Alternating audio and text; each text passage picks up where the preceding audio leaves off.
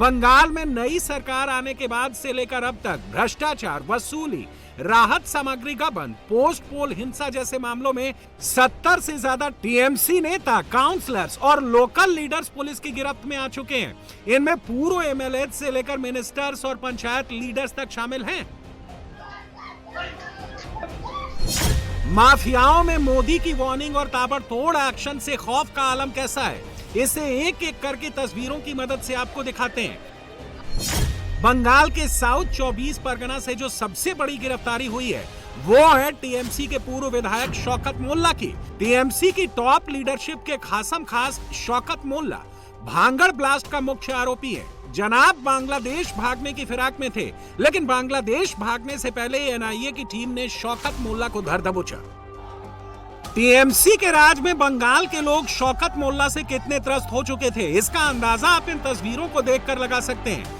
जब एनआईए की टीम इसे एनआईए के स्पेशल कोर्ट में लेकर पहुंची तो चोर चोर के नारों से, मुर्दाबाद के स्लोगन से इसका वेलकम हुआ। इतना ही नहीं, एनआईए की टीम जब शौकत मोल्ला को मुस्लिम इलाकों से लेकर पहुंची तो वहां भी शौकत मोल्ला के खिलाफ माच चोर की धुन पर डीजे बजाने वाले मुसलमान ही थे। आईएसएफ के ये सारे वर्कर्स अंडे के साथ रेडी थे, लेकिन गाड़ी के भीतर होने की वजह से शौकत मोल्ला अंडों की चोट से बच गया। लेकिन टीएमसी का ये गैंगस्टर अब पुलिस के हत्थे चढ़ गया है। अब शौकत मोल्ला के बाद बाकियों का भी नंबर आने वाला है। शौकत मोल्ला जैसे एंटी सोशल जिनको ममता बनर्जी ने नेता बनाया है, उनकी करतूत हम देख रहे हैं। उनके इलाके में हम रहते हैं, बम बंदूक साल भर चलता है, लोगों को शांति से जीना नहीं देते हैं। पंचायत चुनाव में लोगों को नॉमिनेशन करना नहीं दिया है।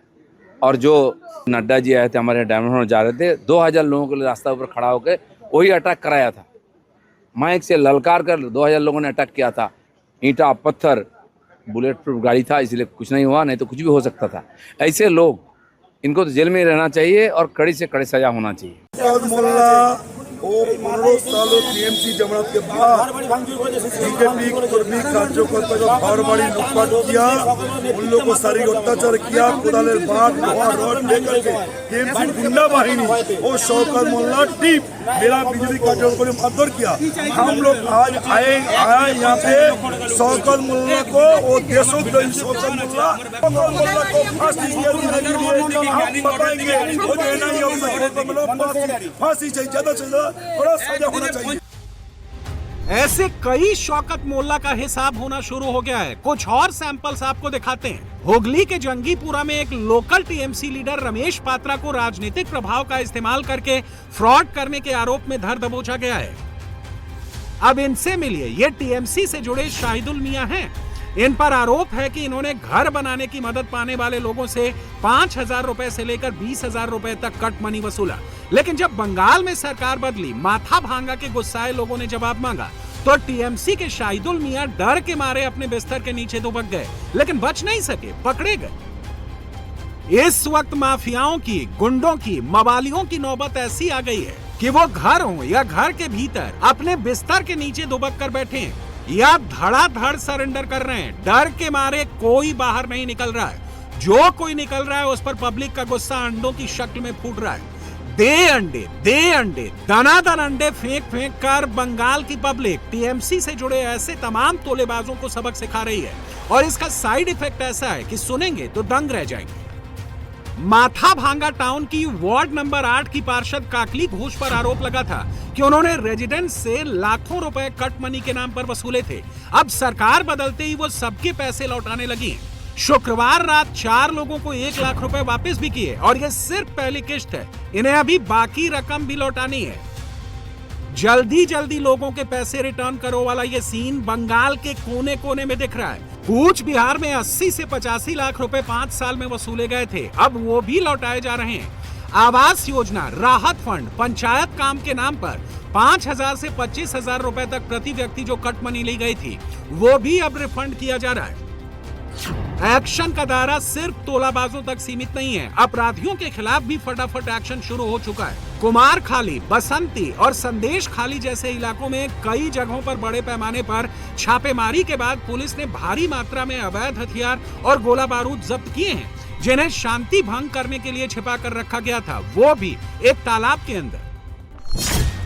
मोदी के खिलाफ साजिश रचने वाले एक एक माफिया की दुकान बंद होने लगी है। जितने भी पार्टी के लोग हैं मैक्सिमम लोग देखिए कि कोई अंडा ये वो कभी ये अरेस्ट वो अरेस्ट ये गंदगी अब उभर के सामने आ रहा है और भी आएगा। तो इसलिए ये पार्टी में रहना हम लोग को बहुत पेशी में लग रहा था। ये पार्टी सिर्फ नाम का माइनॉरिटी काम कुछ भी आप नहीं कर सकते हैं। इसमें सिर्फ वो आदमी कर सकता है जो कट मनी ले और ऊपर पहुंचाए। तो मैं आने के बाद ये सिद्धांत लिया हूँ कि मैं पार्टी से रिजाइन देना मुनासिब समझता हूँ। कट मनी यहाँ पर आप नीचे से लेके ऊपर तक कट मनी, नीचे वाला को बोलो तो अपने ऊपर में हमको देना पड़ेगा। अभिषेक बनर्जी पूरा उनका टीम आईपैक सब अभिषेक बनर्जी, जितना भी नीचे में कैडर है सब अभिषेक बनर्जी का। वो पूरा पैसा रुपया कट मनी वहाँ पहुँच रहा था और ये इसी वजह से लोग अंदर से बहुत ज़्यादा आज ये जो भी पार्टी ख़त्म हो रहा है सिर्फ एक ही आदमी की वजह से, अभिषेक बनर्जी की वजह से। उसका डिक्टेटरशिप, उसका इतना ज़्यादा जुल्म हम लोगों ऊपर भी आज 12 साल 13 साल पहले फॉल केस दिया गया, पूरा ख़त्म कर दिया बंगाल को, पूरा टीएमसी को आईपैक और अभिषेक मिल के ख़त्म किया। रही बात मोदी के सियासी दुश्मनों की, तो देख लीजिए ये वही ममता बनर्जी हैं जो सीएम रहते हुए जब काली घाट मंदिर जाया करती थी तो पूरे मंदिर को किले में तब्दील कर दिया जाता था। आज उन्हीं ममता बनर्जी को मंदिर की सीढ़ियों पर चढ़ने के लिए भी इंतजार करना पड़ रहा है, दर्शन के लिए भी आम लोगों की तरह इंतजार करना पड़ रहा है। और इन सबके बीच दीदी और भाईपो दोनों पूरी तरह से अलग थलग पड़ चुके हैं। दीदी ने कुछ घंटों पहले मीटिंग बुलाई तो सिर्फ 8 विधायक और 6 सांसद मीटिंग में पहुंचे। बगावत ऐसी कि खुद टीएमसी के दूसरे गुट से जुड़े नेता कहने लगे हैं कि जिस रफ्तार से दीदी का कुनबा खट रहा है कहीं वो देश की सियासत से गायब ही ना हो जाए। देखिए 60 से ज्यादा विधायक हम लोग के पास है। 31 तारीख को जब मीटिंग बुलाए थे तब सिर्फ 20 एमएलए गए थे, अब सिर्फ 8 एमएलए गए हैं। 31 और 5 एक हफ्ता भी नहीं, उसी में 20 से घट के 8 हो गया। तो आप खुद ही समझ पा रहे हैं कि कौन से तरफ आने वाला समय जा रहा है और आने वाले समय में क्या होने वाला है और क्या परिस्थिति खड़ा होगा, ये तो साफ जाहिर है। हम लोगों ने अपना प्रिंसिपल ऑपोजिशन लेजिस्लेटिव असेंबली के अंदर क्लेम किए थे, 2/3 मेजोरिटी से भी ज्यादा विधायकों के सिग्नेचर लेके जो स्वीकृति हम लोग को मिल चुका है, तो हम लोग ही प्रिंसिपल ऑपोजिशन के तौर पे उधर फंक्शन करेंगे। इस पे तो दो राह नहीं है और उनके संख्या घटते रहेंगे।